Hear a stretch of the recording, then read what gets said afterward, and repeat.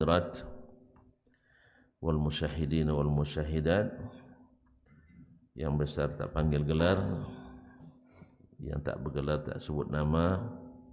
Alhamdulillah, kita bersyukur pada Allah Subhanahu wa taala. Di kesempatan baik ini kita berusaha untuk menjadi orang baik di sini. Di tempat yang mulia ini, mudah-mudahan kita dimuliakan Allah pula di dunia dan di akhirat nanti. Besar harapan kita kepadanya, mudah-mudahan Allah menerima ibadah kita, mengabulkan doa, harapan dan pinta kita, serta dihapuskannya segala dosa dan maksiat dan salah kita. Amin ya rabbal alamin. Mudah-mudahan salawat dan salam tak pernah henti-henti kita ucapkan di setiap majlis kita untuk Nabi kita sallallahu alaihi wasallam.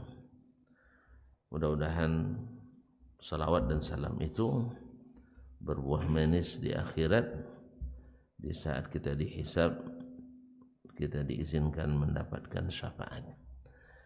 Ma'asyiral kiram, melanjutkan pembicaraan kita tentang salah satu dari pilar dari agama ini, pewaris para nabi, ulama besar yang banyak berjasa pada umat ini, yaitu pewaris ilmu Imam Syafi'i, itu muridnya Imam Al-Muzani yang wafat 264 Hijriah. Kemarin sudah kita ketahui sedikit tentang asal muasalnya, nama dan nasabnya, di mana tempat tinggalnya, bagaimana keluarganya, siapa-siapa gurunya, dan siapa pula murid yang dihasilkannya. Sekarang seperti kita janjikan kemarin, kita baca pula sedikit dari sekian banyak pengakuan dan rekomendasi ulama untuknya. Karena kita itu rata-rata kan gitu juga, siapa yang merekomendasikannya kan sah. Apabila zaman sekarang asal ada syekh bicara tentang seorang syekh yang lain, kadang-kadang langsung gugur di mata kita. Nasallallahu as-salamata wal afiyah. Sama juga dalam ilmu jarh wa ta'dil, yaitu tentang penilaian terhadap para perawi. Juga banyak rawi yang diikhtilafkan oleh para ulama. Ada yang mengatakan dia diterima riwayatnya, ada yang mengatakan ditolak riwayatnya, sehingga lahir pula kaedah-kaedah ilmu al-jarh wa ta'dil. Lahir pula kaedah ilmu jarh wa ta'dil. Kalau seandainya jarahnya dasarnya kadang-kadang tidak telitian, maka ditolak. Tapi kalau sejarahnya memang karena ketelitian dan benar terbukti, maka diterima. Demikian juga tausiq, kadang-kadang memberikan rekomendasi pada orang yang terlihat baik secara zahir, tapi yang lebih mengenal kadang-kadang mengetahui sesuatu yang tidak diketahui oleh yang melihat secara zahir. Nah, begitu juga berlaku pada kesempatan ini. Tidak semua asal syekh fulan menjarah syekh fulan langsung kita ikut pula, karena ada juga dasar-dasarnya laporan yang tidak benar. Karena sering terbukti laporan tidak benar lalu membuat orang tenar, dijarah oleh syekh, besoknya dia pula yang lapor lagi, dan ini tidak jarang terjadi. Oleh sebab itu dalam menetapkan hukum pada manusia wajib berhati-hati, karena bisa mengangkatnya tinggi-tinggi padahal tidak berhak, atau menjatuhkannya sampai terbaya padahal dia berhak untuk ditinggikan. Ya, kalau memang kita bukan ahlinya, maka diam adalah obat yang paling manjur untuk menghindari dosa ini. Sebab nanti jatuhnya ke ghibah. Padahal yang kita ghibah adalah ahlul ilmi, ahlul fadli, orang-orang yang berjasa dalam Islam. Maka sebaiknya diam itu lebih bagus. Seperti kata Umar bin Abdul Aziz, saya tidak pernah menyesal karena diam, tapi sering menyesal karena berbicara. Jadi oleh sebab itu menyesal atau salah karena diam lebih baik daripada salah karena berbicara. Salah karena diam tak ada konsekuensinya, tapi salah berbicara ada konsekuensinya. Apa diam saya tidak tahu. Semua orang bicara, mungkin mereka lebih tahu. Kalau Anda kenapa diam? Sama juga. Saya pernah juga kena marah karena tidak marah. Itu orang semua marah, Ustaz. Saya sini tidak marah. Orang semua tidak marah, ngapain lagi kita marah? Kan sudah ada yang mewakili kan? Akhirnya kena marah. Kenapa kamu tidak marah? Ya, kan saya bilang kenapa kalian marah? Maka saya tidak marah. Coba kalau kalian tidak ada yang marah, saya pula yang marah. Gitu aja selesai. Gitu aja kok repot. Ma'asyarul kiram. Nah sekarang kita dengarkan dari para ulama, banyak sebenarnya, tapi dinukil oleh Syekh Al-Muhaqqiq di sini sebagiannya. Qala Ibnu Yunus fi tarikhihi, berkata Ibnu Yunus dalam tarikhnya. Ibnu Yunus adalah seorang mu'arrikh Mesir yang terkenal, dan kitab tarikhnya banyak rujukan dari ulama-ulama besar dan yang terkenal seperti Imam Az-Zahabi, Imam Ibnu Hajar rahmatullahi alal jami'. Cuman kitabnya ini tidak sampai kepada kita kecuali melalui nukilan-nukilan dari riwayat para ulama. Dan kalau sampai termasuk kitab tarikh yang lengkap dan besar yang menjadi rujukan utama. Buktinya para ulama pada menukil kitab ini. Mungkin entah dibakar orang dulu atau karena dilarikan oleh para penjajah dari dunia Islam. Tapi sekarang belum ditemukan. Tapi nukilannya dari ulama-ulama yang pernah meriwayatkannya atau pernah menemukannya sampai di masanya, seperti Imam Al-Baihaqi dalam Manaqibus Syafi'i, Ibnu Sa'ad As-Sam'ani dalam kitabnya Al-Ansab menukil hal ini dari Ibnu Yunus. Dia mengatakan sahibus Syafi'i, dia adalah sahabatnya Asy-Syafi'i. Orang dulu menyebut guru atau murid dengan istilah sahib. Makanya para sahabat Nabi, karena dia menjadi murid-murid Nabi, disebut dengan sahabatu Nabi sallallahu alaihi wasallam, karena memang gurunya Nabi alaihi salatu wassalam. Nah, dan Nabi pun disebut juga dengan sahibu. Misalnya orang-orang Quraisy mengatakan, man qala hadza qala sahibuka Muhammad, sahabatmu Muhammad. Jadi sahib digunakan ungkapan untuk guru dan juga untuk murid dalam istilah ilmiah. Dalam sehari ada jelas sahib, jelas teman kita, sahabat. Karena dari kalimat sahabat itu kan artinya menyamai. Sahib tu fulanan, saya bersama sefulan bi rihlatihi ila Makkah, dalam perjalanannya ke Makkah. Jadi artinya menemani. Taib, kanat lahu ibadatun wa fadl. Dia adalah orang yang ahli ibadah dan punya kemuliaan, kelebihan. Biasanya kalau disebut fulan sahibu fadlin, punya kemuliaan, keutamaan, biasanya dikenal dengan sifat-sifat yang menyenangkan. Apa sifat yang menyenangkan orang? Tidak pernah tuntut disenangkan orang ya. Pemurah, pemaaf, sahih, suka ngajak makan. Ini orang Ubay ini masya Allahnya sahibu fadl ini, suka ngajak sarapan kan. Saya tahu hari ini ada pendak pengumuman yang menyenangkan ini, pasti menyenangkan. Ini namanya fadl. Orang yang melakukan itu disebut sahibu fadl. Dan kalau ada orang yang punya hajat, kalau dia punya kemampuan dia bantu sendiri atau menjembatani kepada orang yang mampu, juga disebut dengan fadl. Atau disegani oleh orang ramai, baik pemerintah maupun orang biasa, atau di kalangan para ulama juga disebut dengan sahibu fadl. Jadi kalau dia bilang kanat lahu ibadatun, ahli ibadah, ya kita semua ahli ibadah juga kan. Cuman kalau disebut ahli ibadah memang dikenal lebih dari yang lain. Awak kan tidak dikenal ahli ibadah kan? Tidak kan? Walaupun tiap hari beribadah, berarti ada kelebihannya. Karena disebut dengannya berarti ada kelebihannya. Si fulan misalnya sahibu ilmin, dia orang berilmu. Padahal kita semua ada ilmu, sah? Semua kita ini ada ilmunya. Cuman ketika disebut dengan sahibu ilmin, ada kelebihannya di bidang ilmu. Atau fulan sahibu amal, dia punya pekerjaan. Bukan maknanya semua kita ada kita kecuali bekerja. Tapi ketika disebut sahibu amal, banyak pekerjaannya. Makanya businessman dalam bahasa Arab disebut rijalul a'mal, yaitu orang keras ya. Hah? Diulang lagi. Jadi sahibul amal yaitu orang yang banyak kerjanya, orang yang banyak kerjanya. Baik, thiqatun bil hadis. Dalam hadis thiqah.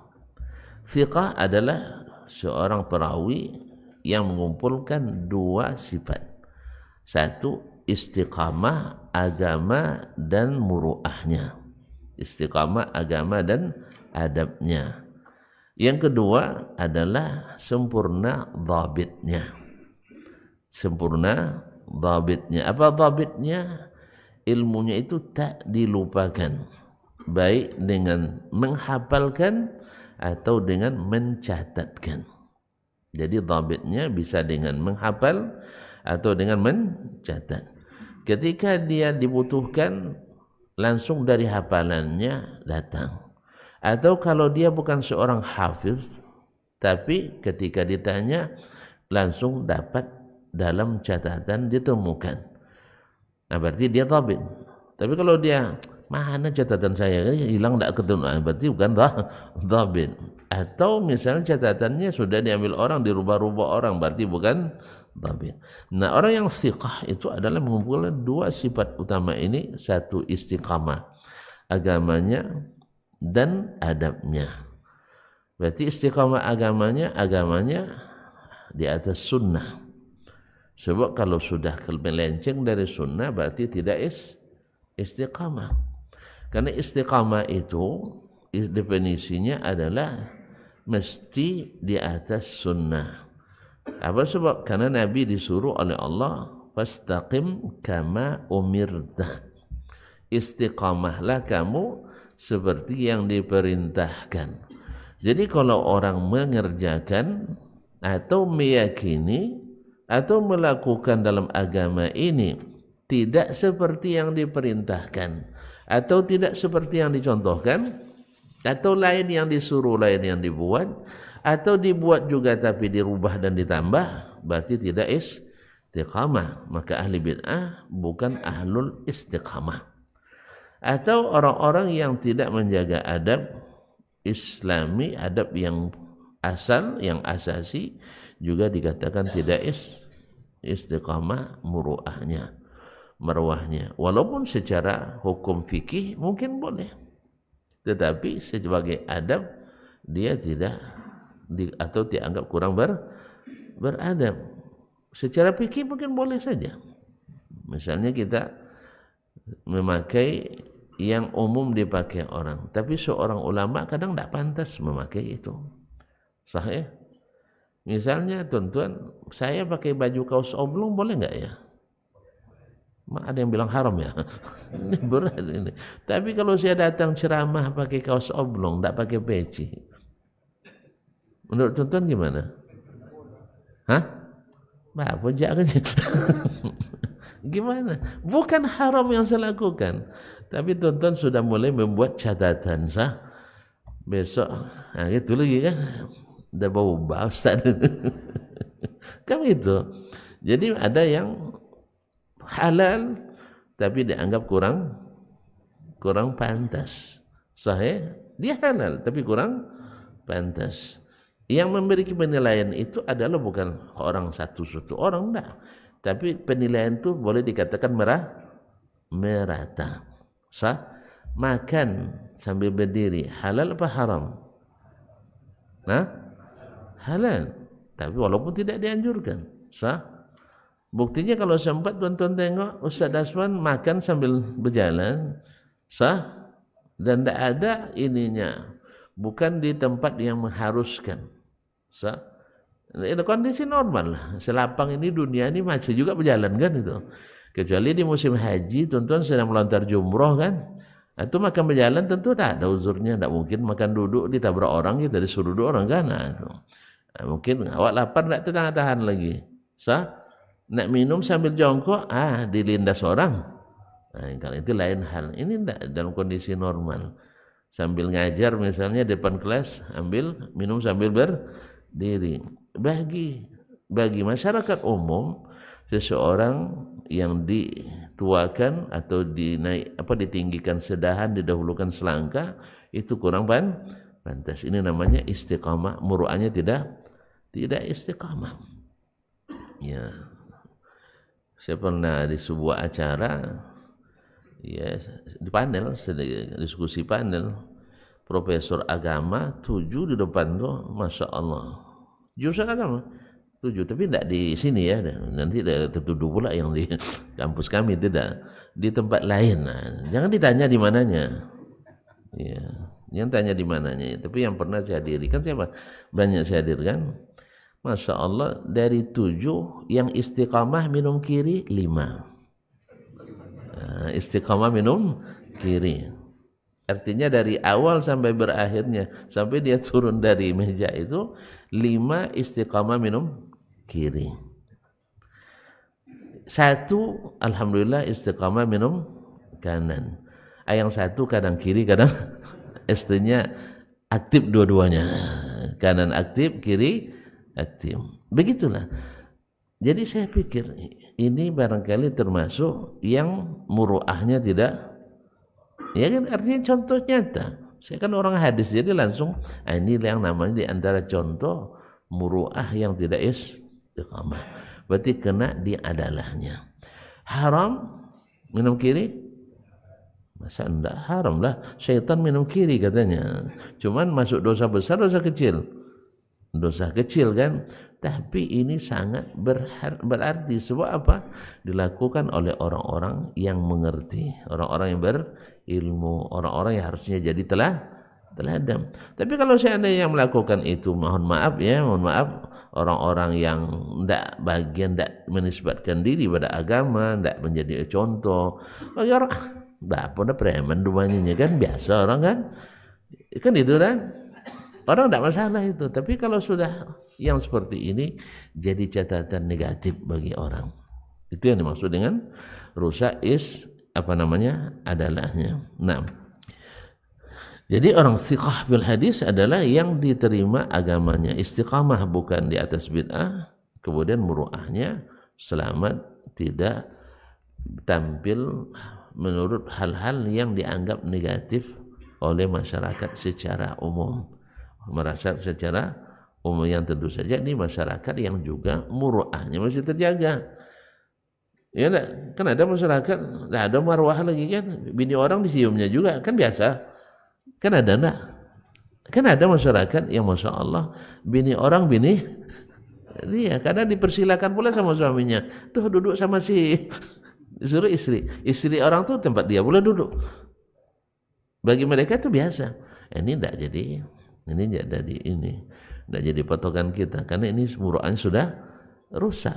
Karena mohon maaf aja, di kalangan non manusia saja itu dianggap kurang adab. Ada di antara ya non manusia paling terkenal itu paling cemburu. Apa di antaranya? Tidak tahu tuan-tuannya. Burung gagak. Burung gagak itu kalau sempat selingkuh, maka dihukum oleh mereka, dipatuk bersama-sama sampai mati. Tidak tahu ya? Ada mahkamahnya itu. Terlambat pun meliti. Makanya burung gagak itu anaknya pertama lahir, itu dia tidak yakin dia itu anaknya. Karena apa? Kulitnya tidak sama. Kan belum tumbuh bulunya. Dia curiga jangan hasil selingkuhan. Maka dia tidak urus anaknya, tapi ditinggal sayang. Akhirnya dia tinggalkan, dikontrol dari tempat jauh. Dia tidak kasih makan karena curiga pada yang hasil selingkuh. Begitu pencemburunya gagak tuh, tidak tahu tuan-tuan ya. Lalu makan anak dari mana? Begitulah Allah tak pernah menyia-nyiakan rezeki. Wa ma min dabbatin fil ardi illa 'ala Allahi rizquha.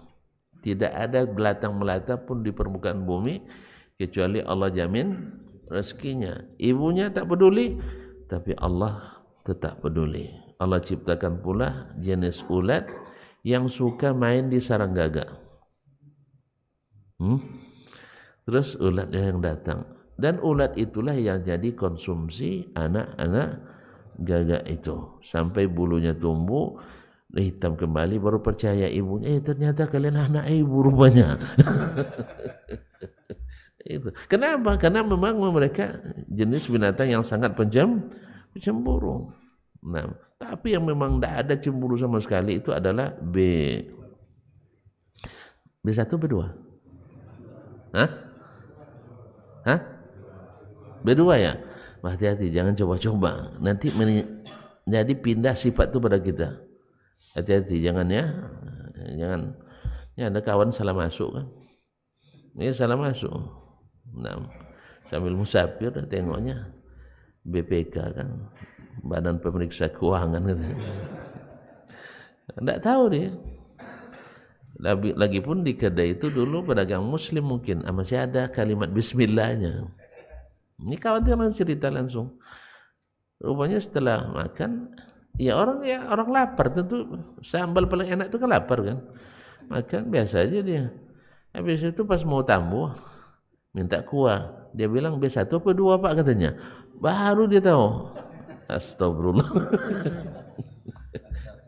Hah?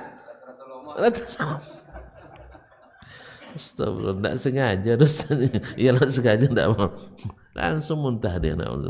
Jadi kadang-kadang memang harus hati-hati juga. Jadi dia karena tidak tahu hanya tertipu sendiri, dan orang barangkali karena dia tampilan biasa, maka itu juga untungnya kalau Pak Haji bawa peci haji supaya diingatkan orang. Ada juga yang mengalami itu, dia orang Jawa, masih tinggal di Pulau Jawa kan, pergi ke Sumatera, berhenti juga. Pas masuk rumah makan, dia kan tidak tahu. Akhirnya diingatkan oleh orang tuh, Pak Haji, Bapak salah masuk katanya. Kenapa? Karena BPK tuh dia tidak tahu kepanjangannya. Sama saya awal-awalnya dulu tidak tahu juga, kok BPK kantornya begini. Nah, rupanya kepanjangannya lain ya. Jadi kaum muslimin dan muslimat. Jadi burung gagak itu terkenal itu pencemburu. Jadi kalau ada yang berselingkuh, mereka hukum bersama. Jadi ada ceweknya hukum rajam juga ya. Nah, kadang di sebagian manusia sifat ini sudah hilang. Maka ini namanya adalah masyarakat yang muruahnya sudah tidak bisa dijadikan dasar lagi, karena mereka sudah rusak. Yang kita maksud dengan muruah itu adalah pengakuan masyarakat yang masih belum rusak. La yakhtalifu fi haziqun min ahli al-fiqh. Semua ahli fikih yang cerdas, haziq, ini tidak ada berbeda pendapat dalam menilai al-Muzani seperti yang disebutkan itu. Jadi ahlul fiqh semuanya sepakat tentang al-Muzani adalah orang yang ahli ibadah, orang yang thiqah dalam hadis dan punya keutamaan. Wa kana ahad az-zuhadi fid dunya, termasuk salah satu ahli zuhud di dunia. Wa kana min khairi khalqillah azza wa jal, dan termasuk di antara hamba Allah yang terbaik. Wa manaqibuhu katsira, sifat-sifat kelebihannya sangat banyak. Ini menurut pengakuan Ibnu Yunus, ahli sejarah Mesir. Ahli sejarah Mesir. Naam. Wa qala Abu Amr ibn Uthman al-Makki. Afwan, berkata Amr ibn Uthman al-Makki. Amr ibn Uthman al-Makki juga salah seorang ulama besar di Mesir, di Mekah, adalah seorang ulama fikih dan juga hadis di Mekah, mengatakan, "Ma ra'aitu ahadan minal muta'abbidina fi kathrati man laqitu minhum bi Makkah mimman huwa muqimun wa man qadima alaina fil mawasim wala fi man laqitu bis Syam wa sawahiliha wa ribatatiha wal Iskandariyah asyad ijtihadan minal Muzani." Tak pernah saya melihat ahli ibadah seorang pun sebanyak yang saya temui di antara mereka di Mekah, baik yang mukim tinggal menetap di Mekah atau yang datang ke Mekah di musim-musim haji dan umrah, dan tidak pula yang saya temukan di Syam dan pantai-pantainya, daerah-daerah pantainya, waribatatiha, dan di tempat-tempat orang-orang singgah atau orang-orang beribadah di sana, wal Iskandariyah, din Iskandariyah itu daerah pantai di Mesir, asyad ijtihadan minal Muzani, yang lebih tinggi ijtihadnya dalam ibadah dari Al-Muzani. Jadi yang menilai ahli ibadah Amr ibn Usman Al-Makki. Saya banyak bertemu dengan ahli ibadah di Mekah, baik yang tinggal di Mekah maupun yang datang kepadanya, atau di Syam atau di Mesir, yang lebih tinggi ijtihadnya dalam beribadah melebihi Al-Muzani. Dan mungkin ini juga salah satu sebabnya kenapa beliau tidak banyak rihlah. Wala adwama 'alal ibadati minhum, dan tidak pula yang lebih continue dalam beribadah lebih daripada dia. Wala ra'aitu ahadan ashadda ta'dhiman lil ilmi wa ahlihi minhu, dan tidak pula saya melihat orang yang lebih menta'zim ulama lebih daripada dia. Menta'zim ilmu dan ulama melebihi Al-Muzani. Masya Allah. Siapa dulu gurunya? Asy-Syafi'i rahmatullahi alaihi, yang kita tahu dan kita maklum bagaimana beliau menta'zim ilmu dan ulama. Nah, wa kana min asyaddin nasi ala nafsi fil wara'i wa wasa'ihi fi dzalik. Beliau adalah orang yang sangat wara' dan paling luas dalam masalah itu. Wara' itu adalah tingkatan di atas zuhud lagi. Kalau zuhud meninggalkan yang tidak bermanfaat di akhirat, ya. Sedangkan wara' itu adalah meninggalkan sebagian yang halal karena takut masuk kepada yang haram. Ya, kadang-kadang berlebihan pada yang halal bisa mendatang kepada yang haram. Misal, orang kalau beli pakaian yang mahal, kadang-kadang ada kecenderungan ujub dalam hati. Sebanyak orang baju saya yang paling bagus gitu kan. Mana tahu. Nah, untuk meninggalkan itu maka walaupun dia mampu dia tinggalkan. Jelas. Atau misalnya orang wara itu harusnya di majelis dia duduk di depan, tapi dia lebih memilih untuk tidak duduk di depan kecuali dipaksa. Kan ada kan? Biasanya kalau ibu-ibu kalau datang selalu suka di depannya. Kalau bapak-bapak kalau datang di majelis cari paling belakang. Atau ke dalam amalan Jumat, walaupun cepat datang tapi duduk di belakang, cari tiang paling belakang. Karena terbiasa di kantor seperti itu. Iya, pengalaman saya jauh ini, ibu-ibu kalau cepat datang selalu suka duduk di depan. Kalau bapak cepat datang duduk paling, iya bang. Abang nggak ada di majelis. Betul saya. Kalau salah bilang aja, siap salah. Tapi yang saya ceritakan pengalaman saya kan. Ibu-ibu suka duduk di depan, bapak-bapak suka di belakang. Itulah makanya barangkali wallahu alam laki-laki itu duduk paling depan, sabnya paling utama, karena gayanya berat bagi laki-laki duduk di depan. Ibu-ibu paling afdal paling belakang, karena berat bagi ibu-ibu duduk di belakang. Jadi semakin berat semakin tinggi pahalanya. Karena pengalaman kita beda ya. Beda ya? Ya tidak apa-apa, alhamdulillah. Taib wal wara wal wasf wal awsa'ahu fi dzalika 'ala an-nas. Dan sangat memberikan kelapangan bagi manusia, suka memurahkan dan memudahkan urusan orang lain. Wa kana yaqul ana khuluqun min akhlaqis Syafi'i rahimahumullah jami'an. Saya ini adalah bagian dari akhlak Asy-Syafi'i. Artinya inilah yang diajarkan oleh guru saya Asy-Syafi'i rahmatullahi alaihi. Syafi'i itu adalah orang yang sangat zuhud, yang sangat wara. Kalau kita baca lagi Asy-Syafi'i, banyak lagi keajaiban yang kita temukan. Ya, diberi uang oleh Amirul Yaman 50.000. Ya 50.000 kan sedikitnya kalau rupiah. Tapi kalau dinar hitung bang. Nah, hitung lah. Ini kadang kita ini kalau masih uang sedikit pemurah kita. Sah? Kalau uang dah banyak dah mulai terasa. Makanya jangan banyak-banyak duit. Ada orang bilang, saya tidak banyak duit lagi, tidak berimpak. Jangan. Berimpak duit kesedikit itu lebih ringan daripada berimpak ketika duit banyak. Serius. Orang sudah mulai banyak, ketika duitnya banyak, nanya ada kita, Ustaz, wajib zakat tiap tahun Ustaz katanya. Ketika sedikit tidak pernah nanya tentang zakatnya. Memang tidak sampai nisab. Kalau sudah duitnya banyak, dah mulai terasa nih.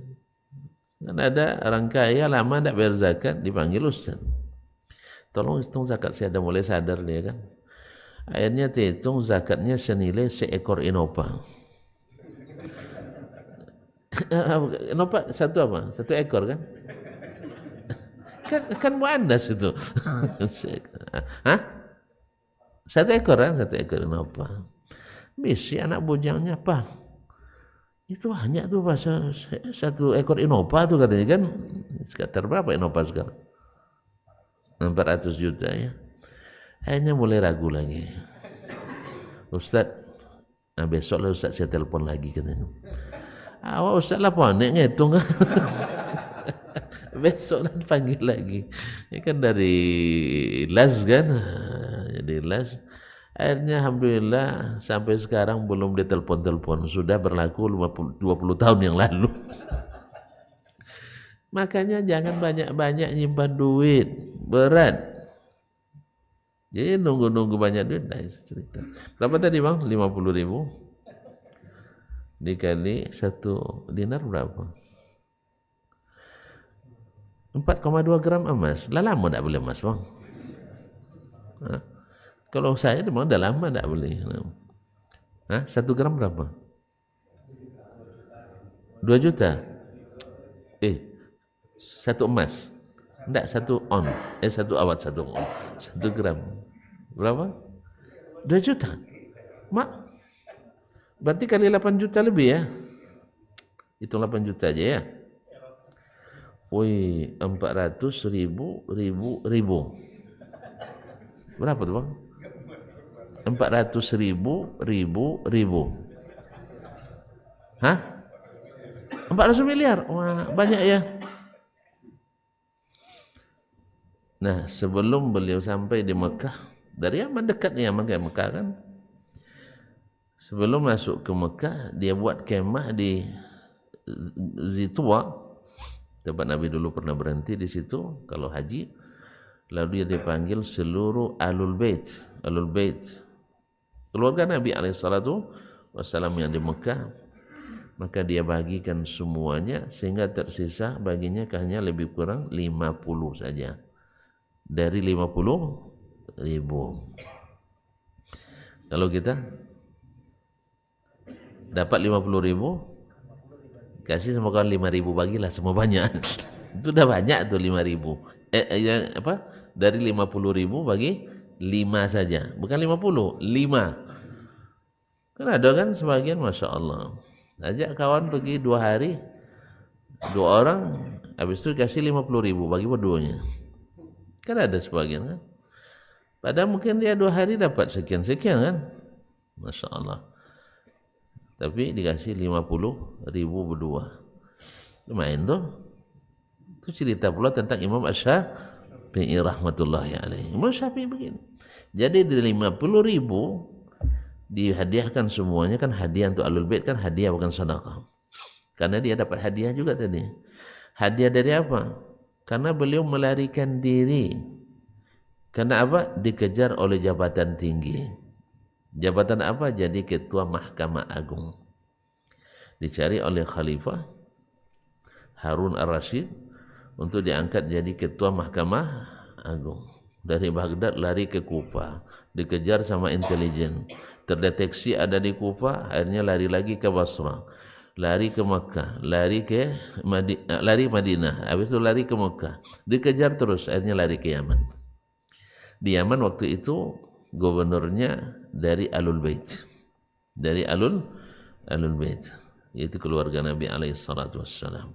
Akhirnya dia bilang, ya Aba Abdillah, andainya khalifah datang ke sini, engkau sedang bersembunyi di bawah kakiku, aku akan tidak angkat kaki. Aman di sini. Alhamdulillah. Selesai, diangkat Mahkamah Agung, baru berani Imam Syafi'i keluar lagi ke publik.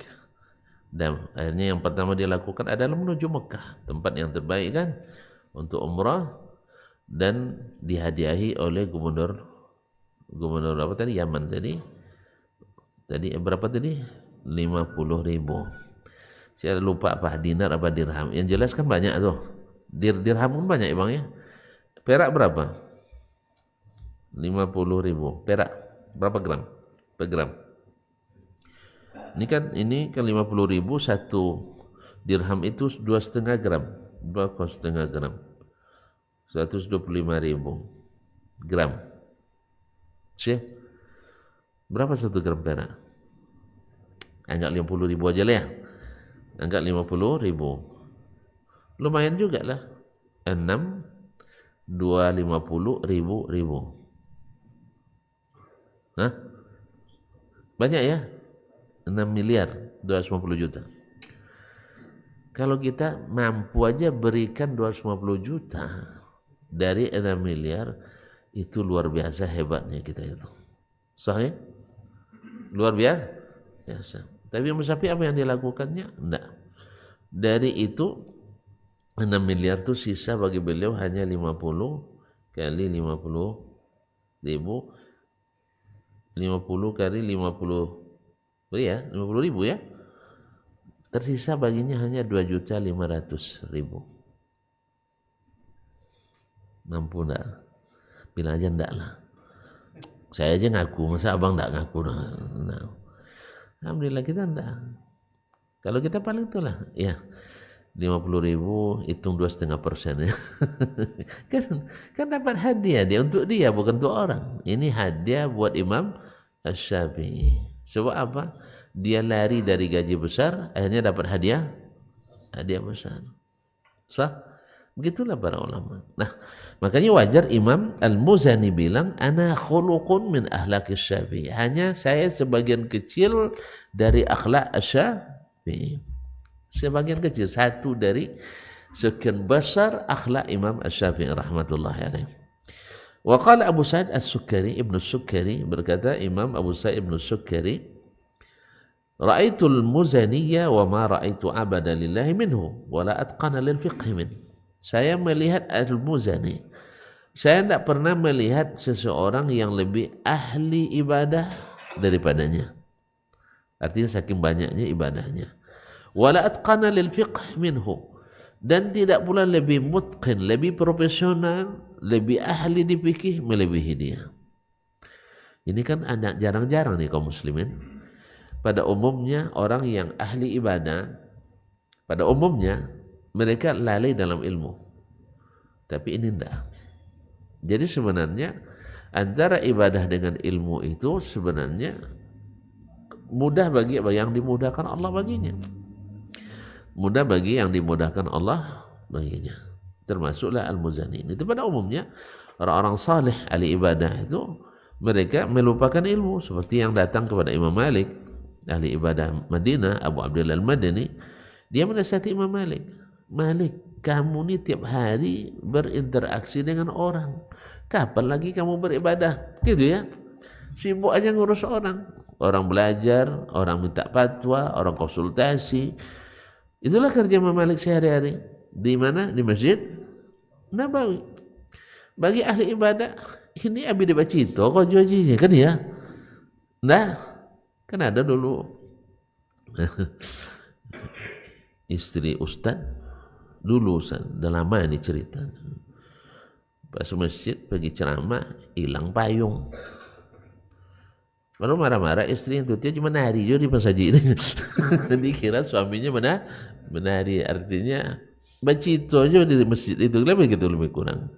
Jadi pandangan orang, ustad-ustad para ulama itu banyak cerita aja. Apalagi memang kalau sempat pula cerita aja pandai pas sholat tidak ada jemaah misalnya kan, itu lebih parah lagi. Jadi ma'asyiral kiram, hilang payung itu dia menariin masjid itu banyak.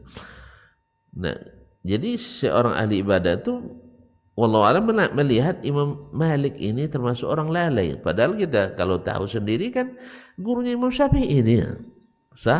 Syafi'i juga banyak mengambil dari dia akhlaknya. Tapi bagi ahli ibadah yang melalaikan ilmu, menganggap ini sebagai hal yang sia-sia. Maka dia nasihati, habis hari-harimu dengan manusia, apalagi dengan Allah, kan itu lebih kurang. Akhirnya Imam Malik menjawab dengan ilmu, tanpa membuat satu pun yang jatuh. Rubba rajulin yuftahu lahu babus salah. Banyak orang Allah bukakan baginya pintu salat, sehingga Masya Allah semua salat dia lakukan. Tambah lagi salat sunat yang mutlak, duha, tahajud, witir, sunat wudu, tahiyatul masjid dan lain-lainnya. Tambah lagi sunat-sunat mutlak. Di situ keasikan yang Allah berikan padanya ibadah. Wa rabba rajulin yuftahu lahu shaum. Ada yang dibuka ke pintu puasa. Dia puasa dengan puasa yang paling utama, puasa Daud alaihissalam. Sehari puasa, sehari tidak. Wa rabba rajulin yuftahu lahu sadaqat. Ada pula orang dibukakan baginya pintu sedekah. Mungkin di bab lain tidak begitu menonjol, tapi di bab sedekah dia dapat Masya Allah. Wa rubba rajulin yuftahu lahu babul ilmi. Ada pula orang yang dibukakan baginya pintu ilmu, sehingga harinya habis dengan ilmu pula, mengajar, belajar, diskusi, muzakarah dan sebagainya, habis dengan ilmu. Lalu kata Imam Malik, apa katanya? Wa arju ayyakuna kilana fi khair. Saya berharap wahai saudaraku, setiap kita dalam kebaikan. Antum dibukakan Allah bagi antum pintu ibadah, zikir dan seterusnya, antumlah kebaikan. Saya dibukakan pintu ilmu, mudah-mudahan juga dalam kebaikan, karena semua dalam ketaatan. Kecuali yang dilakukannya tidak sesuai dengan yang disyariatkan. Itu perlu diingatkan. Walaupun dia ahli ibadah, tapi ibadahnya tidak disyariatkan. Tapi selama yang dia lakukan sesuai dengan syariat, maka tidak dihina atau direndahkan pula. Itulah pintu yang Allah bukakan baginya. Tapi menurut tuan-tuan, mana lebih afdal, dia atau Imam Malik? Imam Malik. Imam Malik nasabnya sampai hari ini bersambung dengan kita. Seperti kata Imam Syafi'i, nasab yang paling panjang itu nasab ilmu. Sah? Jadi ilmu Malik hari ini sampai pada kita. Tapi ilmunya Abu Abdullah al-Madani, ahli zuhud tadi, kalau bukan karena kisah ini mungkin tak sampai ke kita ya. Nah, jadi oleh sebab itu kalau bisa seperti Al-Muzani ini mengumpulkan dua-duanya, ahli ibadah dan ahlul ilmi. Ahli ibadah manfaat bagi dirinya, dan ahlul ilmi manfaat bagi dia dan orang lain. Wa qala Daud ibn Ali, berkata Daud ibn Ali, ini imam mazhab Az-Zahiri. Daud ibn Ali At-Tai adalah imamnya mazhab Az-Zahiri dalam fikih, karena ada mazhab Syafi'i, Maliki, Hambali, dan ada mazhab yang kelima itu mazhab Az-Zahiri. Ini adalah imamnya Daud ibn Ali. Nah, ahadu nudhari ashabihi yakni Asy-Syafi'i. Al-Muzani ini salah satu dari ahli peneliti dari murid-murid Imam Asy-Syafi'i, yaitu ahli tanzir, ahli yang bisa yang mengembangkan mazhab Imam Asy-Syafi'i dengan penelitiannya. La yadfa'uhu an zalika minhu dafi' ma'tirafi aktsari mukhallifihi lahu bidzalik. Tidak ada yang bisa menolaknya seperti yang diakui oleh kebanyakan orang yang berbeda dengannya. Kalau diakui oleh lawan berarti ya kan khair sebaik-baik kesaksian itu adalah yang di matashhadu bil a'da'u, orang-orang yang tak sepaham dengannya mengaku itu. Paham maksudnya? Yang tak sependapat saja dengan beliau mengakui. Kalau bukan karena akhlak, kemudian karena kelapangan dadanya, tentu orang tak ngaku. Tapi karena dia dengan ilmu dan akhlak yang mulia, hanya dia dipuji oleh kawan dan lawan. Seperti Syekh bin Baz misalnya rahimahullah. Kalau orang yang benci kepadanya karena Wahabi, sah? Karena asal Wahabi kan? Tapi yang pernah berinteraksinya dengan orang pembenci Wahabi pasti jatuh cinta padanya. Orang yang awalnya benci sama beliau, tapi kalau sudah ketemu tidak bisa kecuali sayang kepadanya. Sebab apa? Karena tadi di samping ilmu yang tinggi punya budi yang tinggi. Tidak ada orang yang dihinakan di depannya, sekalipun orang yang bersalah besar kepadanya. Seperti kisah seorang syekh dari Mesir yang pernah kita ceritakan, yang di kelas pada ngajar di sarang Wahabi. Menurut mereka kan di sarang Wahabi mencaci dan mencela Wahabi. Akhirnya ada anak Wahabi yang melawannya, orang Saudi. Akhirnya terjadi cekcok yang berakhir pada sampai ke rektor masalahnya. Dekan tak sanggup menyelesaikan. Ini yang cerita dekan itu sendiri pada saya di rumahnya di Madinah. Ya, beliau sendiri yang cerita kejadiannya. Sampai ke Syekh bin Baz, Masya Allah, tidak ada Syekh menyikapinya seperti bersikap pada orang yang bersalah. Karena kan kalau menyikapi orang bersalah kan beda kan? Tidak. Dia hormati karena dia sebagai seorang ulama. Dan berbicara 2 jam lebih, kata Syekh, tidak ada menyinggung masalah itu sedikit pun. Bicara tentang ilmu, tentang dakwah, tentang pendidikan, dan seterusnya. Sampai saya bingung, ini orang lupa atau gimana kan ya? Lupa. Ternyata Syekh punya cara untuk menyelesaikan masalah. Kalau bisa orang tidak tersinggung, kenapa disinggung? Justru orang merasa terangkat. Coba lihat hasilnya. Akhirnya ketika sudah 2 jam lebih saya lerai mereka, asyik cerita kan tentang ilmu dan seterusnya. Syekh, kayaknya di luar banyak orang yang nak bertemu. Tentu rektor kan banyak yang nak bertemu dengannya. Boleh kami minta izin? Oh ya silakan kata Syekh bin Baz. Nah, Masya Allah, bukan sampai di situ. Dia antar Syekh yang bersalah tadi, ya, yang anti Wahabi tadi, yang mencaci maki Saudi negaranya, dan mencaci maki Syekh Muhammad Al-Wahhab, seluruh imam-imam dakwah dicaci maki sama dia. Tapi dibuat oleh Syekh seperti orang tak ada bersalah. Tuan-tuan bisa enggak ya? Kayaknya belum ya. Itu masalahnya kita.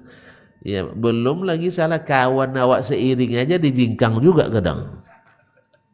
Itu masalahnya. Habis itu nak jadi imam besar dakwah pula. Akhlak enggak ada. Ini lihat imam.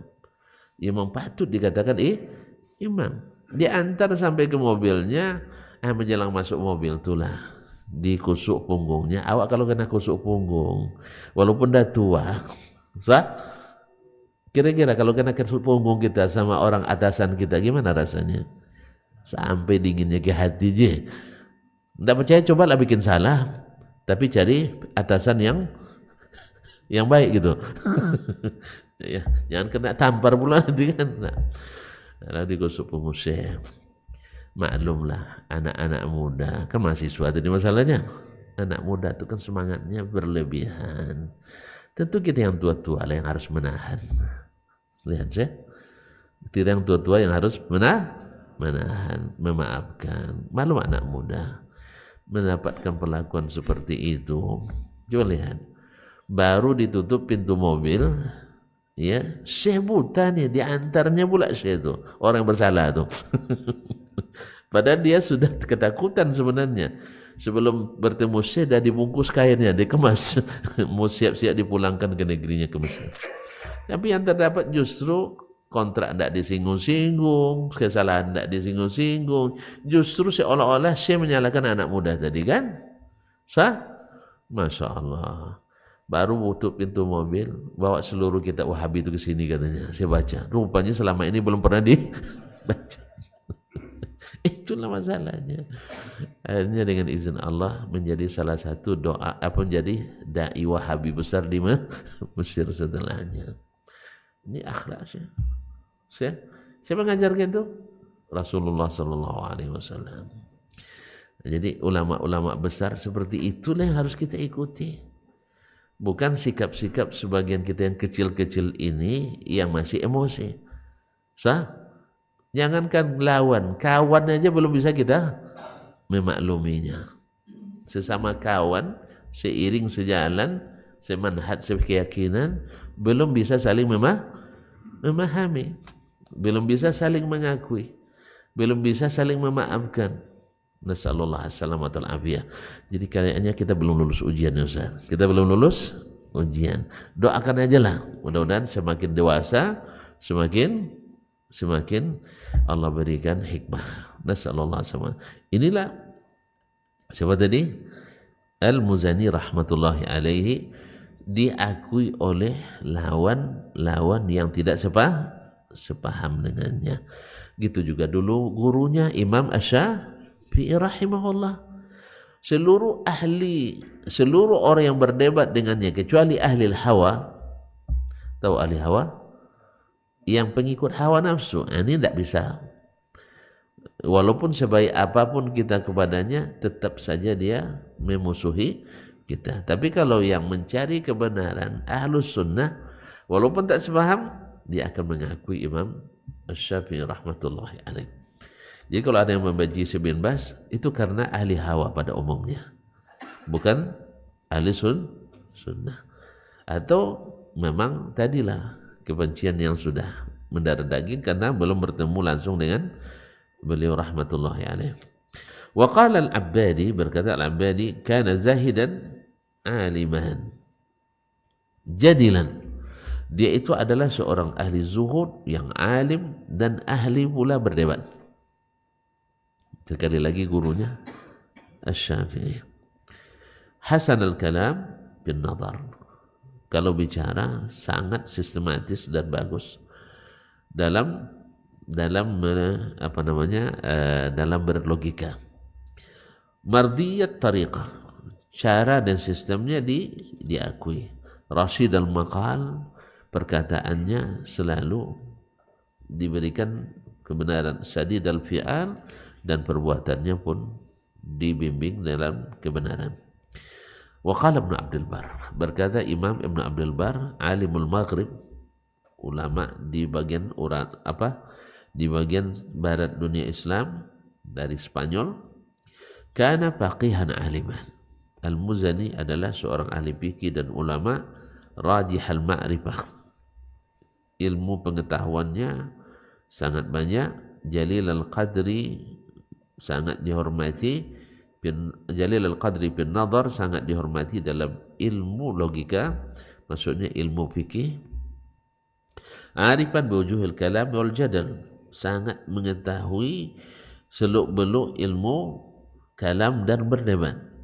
Hasan al-bayan, kalau menjelaskan keterangannya sangat bagus. Muqaddaman fi mazhab Asy-Syafi'i, orang yang didahulukan dalam mazhab Asy-Syafi'i. Wa qawlihi, mendapat Syafi'i, wa hifdhihi, dan hafalannya, wa itqanihi, dan profesionalitasnya. Walahu ala mazhab Asy-Syafi'i kutubun katsira, lam yalhaqu ahadun fiha. Dia dalam mazhab Syafi'i menulis banyak kitab yang tidak bisa disamai oleh siapapun. Artinya dia memang ahlinya mazhab Asy-Syafi'i, walaqad at'abanda sab'adahu, sehingga orang tak bisa menyamai setelahnya. Wa kana alama ashab Syafi'i bin nazar. Dia adalah murid Imam Syafi'i yang paling ahli dalam an-nazar, dalam meneliti. Daqiqal fahmi wal fitnah, sangat dalam pemahamannya dan sangat cerdas. Intashar kutubuhu muqtasaratu ila aqtaril ardi syarqan wa gharban. Kitab-kitabnya, ringkasan-ringkasannya menebar ke berbagai penjuru dunia, timur dan barat. Wa kana taqiyan wari'an dayyinan. Di samping itu dia orang yang takwa, orang yang wara, dan orang yang agamis. Itu tentu bahasa agamis sekarang dengan agamis dulu agak beda juga ya, bergeser juga. Sekarang asal murah senyum agamis juga, walaupun tidak sholat berjamaah kadang-kadang. Pokoknya rajin acara-acara kearifan lokal itu agamis, walaupun kadang-kadang Allah musta'an, kadang-kadang menghentikan kajian. Taib, saburan alal iqlali wa taqasyub, dan sangat penyabar dia dalam masalah duniawi, tidak mengambil banyak dari bagian duniawinya. Wa taqasyub, dan hidup sederhana. Wa qala Ibnul Jauzi, berkata Imam Ibnul Jauzi, ini juga seorang yang sangat produktif, ulama yang sangat produktif, tulisannya lebih dari 500 judul. Ibnul Jauzi rahimahullah, dan juga ahli dalam memberikan kajian, membuat orang menangis, wa'iz. Kalau hadir kadang-kadang di kajiannya sampai 30.000 orang lebih. Nah, Sahibus Syafi'i rahimahullah, Al-Muzani adalah murid Asy-Syafi'i. Wa kana faqihan haziqan, seorang ahli fikih yang cerdas. Thiqatan bil hadis, di hadis thiqah. Walau ibadatun wa fadl, ahli ibadah dan ahli keutamaan, ahli orang baik. Wa kana min khiyari khalqillahi azza wa jal, termasuk hamba-hamba Allah yang terpilih. Mulaziman lirribat, senantiasa berada di tempat-tempat beribadah. Wa qala Ibnu Khallikan, berkata Ibnu Khallikan dalam Wafayatul Ayat, huwa imamus syafi'iyyin, dia adalah imamnya para pengikut mazhab Asy-Syafi'i. Wa arafhum bituruqihi, yang paling mengenal cara-caranya Imam Asy-Syafi'i di mazhabnya. Wa fatawihi wa ma yaqulu anhu, dan fatwa-fatwa Imam Syafi'i dan apapun yang dinukil dari Imam Asy-Syafi'i kebanyakan melalui Imam Al-Muzani.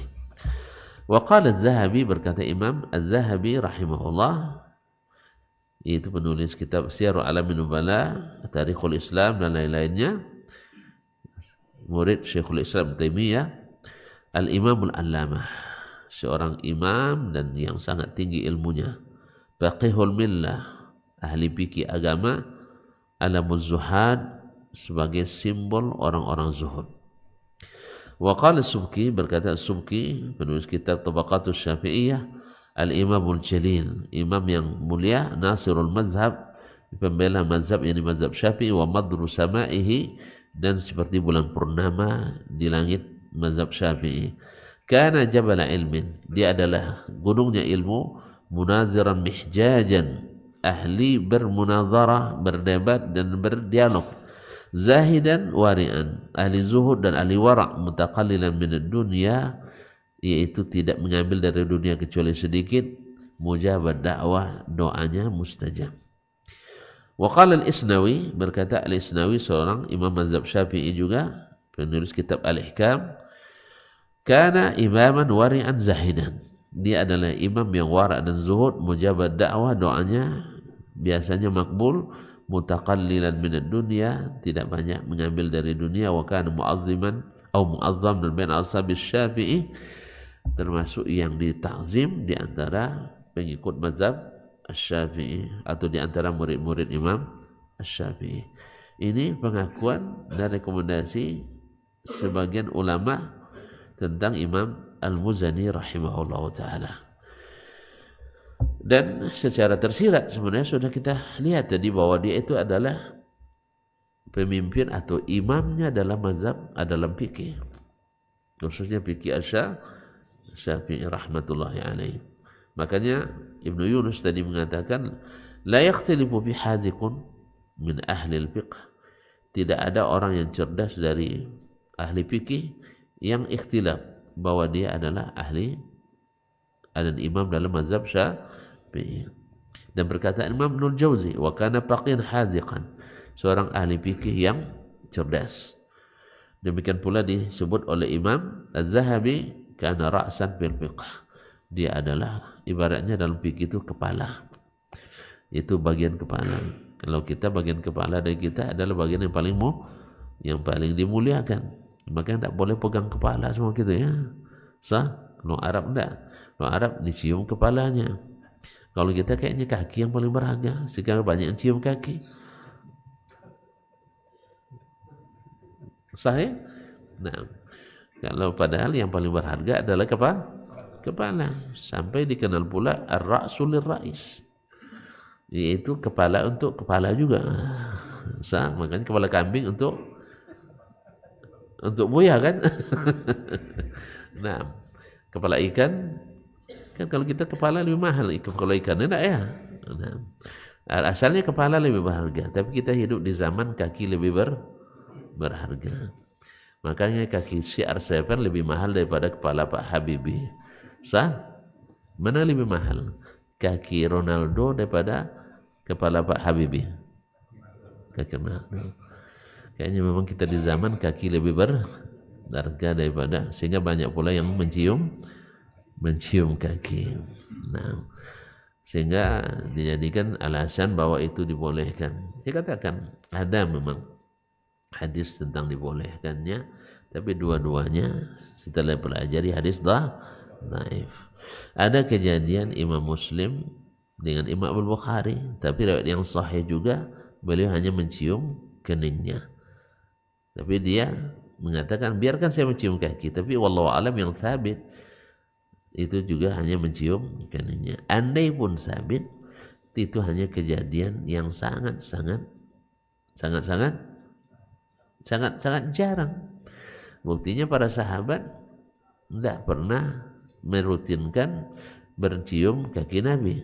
Bahkan dia kan satu kali aja Muaz, dan itu dilarang oleh Nabi alaihissalatu wassalam. Muaz pernah sujud pada Nabi sekali, kata dia pulang dari Syam, dan itu dilarang, dan ini sahih.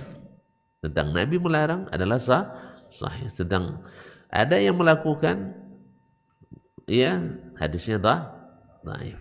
Dan wallahu alam, makanya tidak dianjurkan, walaupun sebagian ulama memfatwakan andainya dalam situasi tertentu ada yang melakukan, kita tidak mengingkari karena dalilnya tadi ada hadisnya.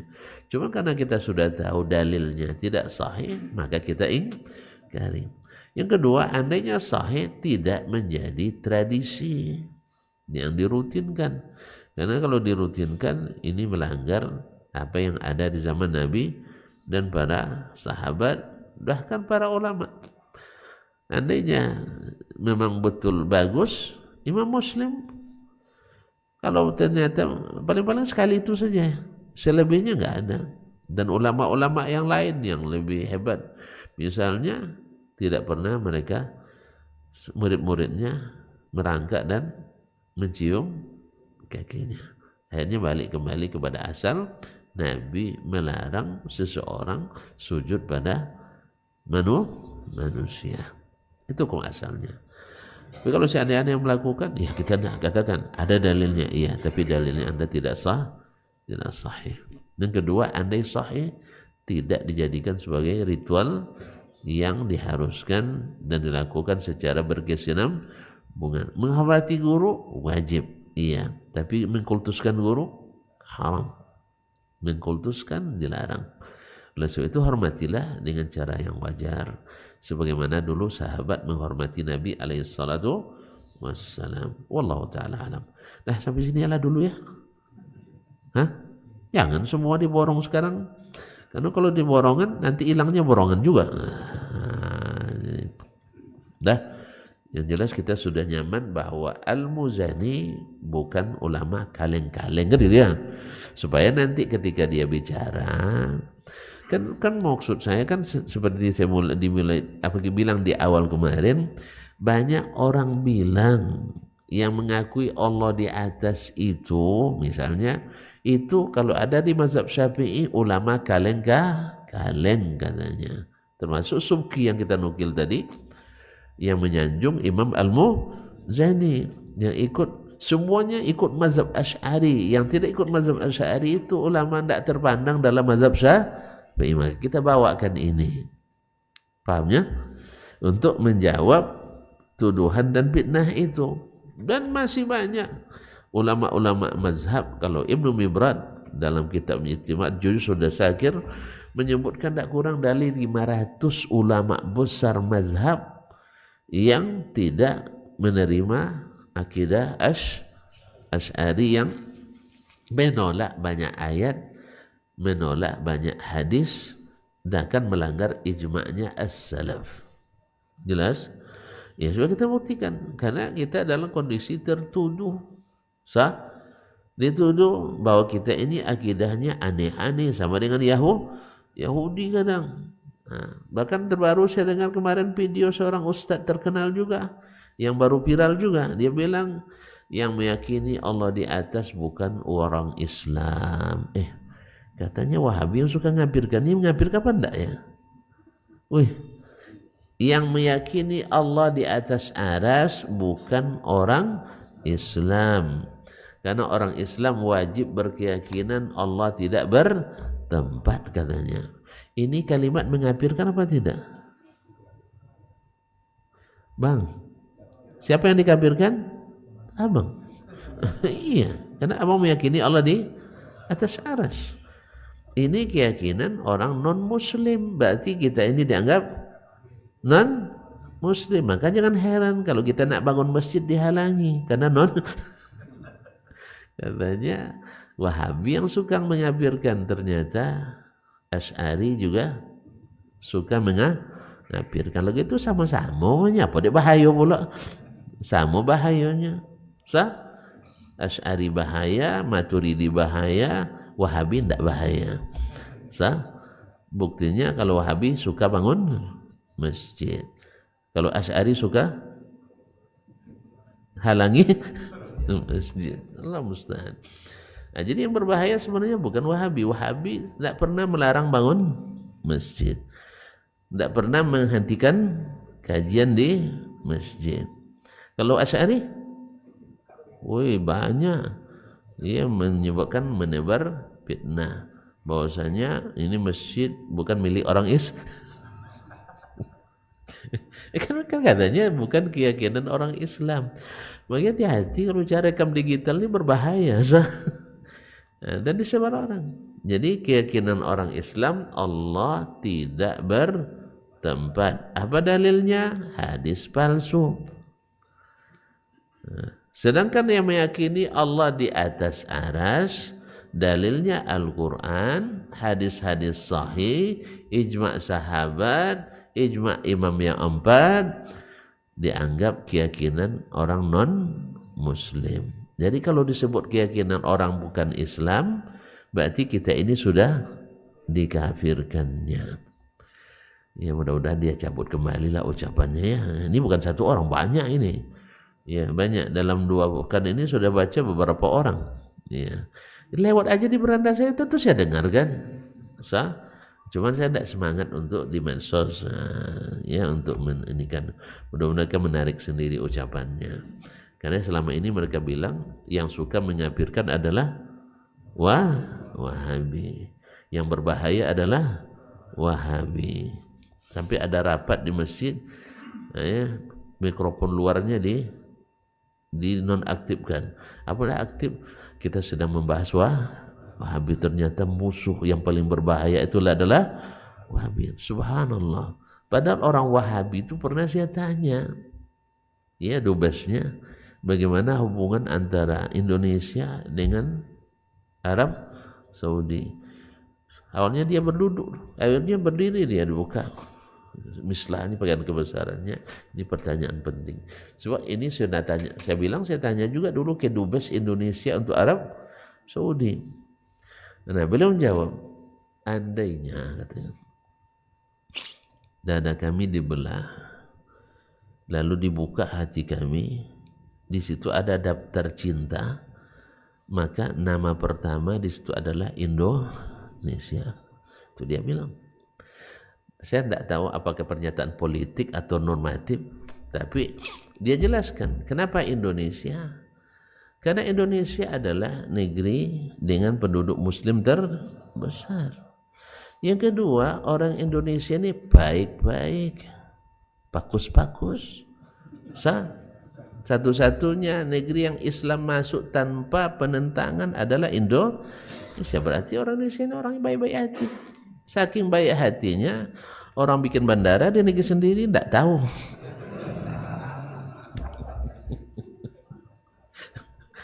Saking baik hatinya kita kan, ya kita tidak tahu. Orang nak nyelundupkan barang kita, bawa aja lah. Orang mencari kekayaan negeri kita, ambillah. Ayo kita terima banjirnya aja. Memang kita baik-baik. Alhamdulillah, untung kita baik-baik. Nah, dia bilang gitu.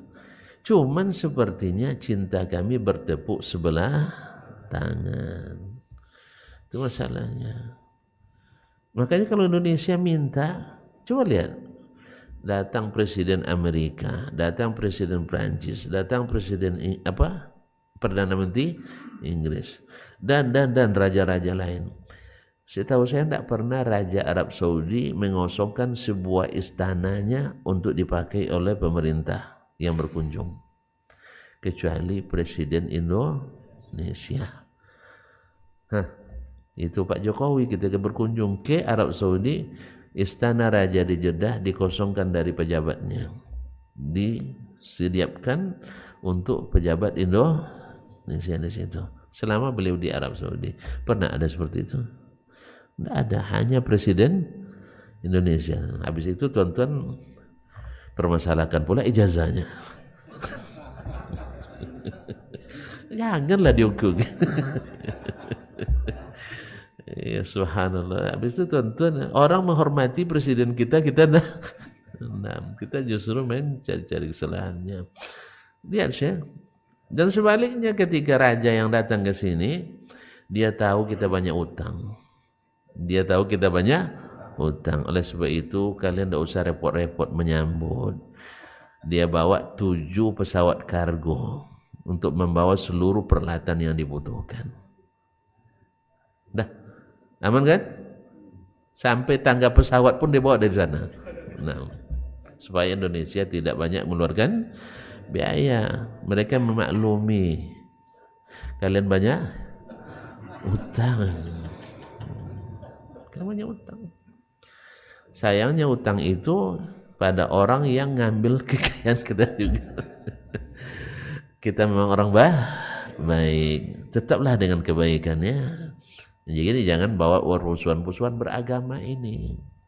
Mengaji aja, jangan membawa kebencian. Kita menyebut yang salah ini karena kasihan sama yang berbuat salah itu. Ketika mereka memfitnah, ini akidahnya hanya akidah orang-orang yang tidak berakal, orang-orang yang bodoh-bodoh, klene-klene.